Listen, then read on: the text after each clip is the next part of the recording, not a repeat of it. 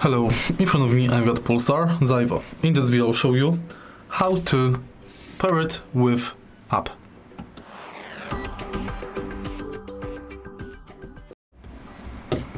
To pair your device with app, first you make sure it's paired with the PC. Next, let's go to Pulsar website, select download and select mice. Now select ZywOo. You can select medium or mini depending on which type of mouse you've got. Let me just use the site. So we've got medium and mini. I've got medium, so let's select medium. Now select software and select download.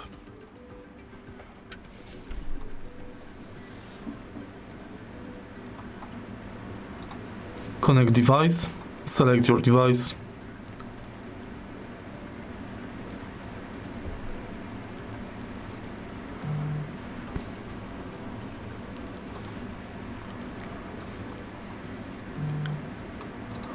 Connect.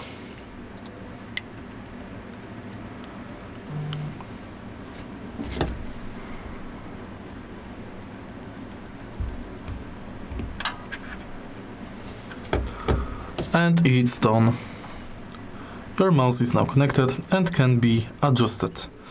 If you find this video helpful, please leave like, comment and subscribe.